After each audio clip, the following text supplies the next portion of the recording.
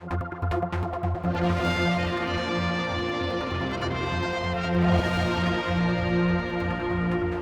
our series in the Faroe Islands is where we're at the moment. We've been talking about renewable energy, and the whole essence has been interesting because we've been hearing various people talking about operations, some of them similar to the Isle of Man in size.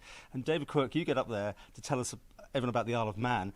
And of course, you have to lead off by saying we still don't have any renewables, which is quite a sort of challenge, is it not? Yeah, well, of course, the Isle of Man has tremendous renewable energy potential. Potential, yeah. Yes. And of course, we do have a commitment for net zero emissions by 2050, and things are moving forward. But it's inspirational to be here in the Faroes, where you see wind turbines just outside the capital here, Tórshavn. They've hydropower, they've had it since 1921.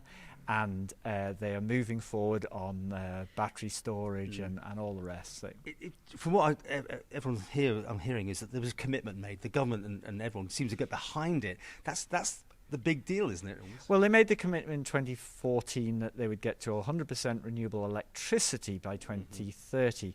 The next issue is then they have a fishing industry, and so they will have to go to either battery or hydrogen-related fuels to go beyond just the electricity.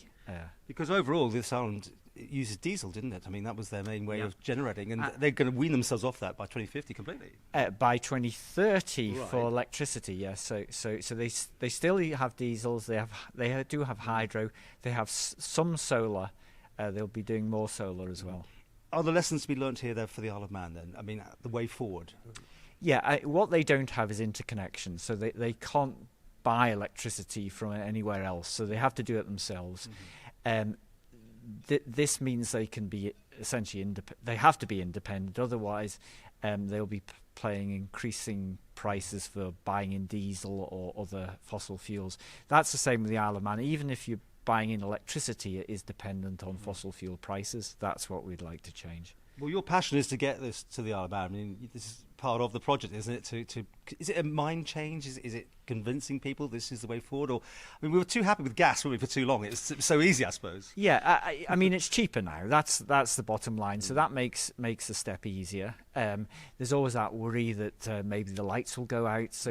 But there is so much capability now when it comes to how you manage using electronics and batteries to make sure that the frequency and voltage stays stable, and that's standard technology now. So again, we can bring it to Isle of Man.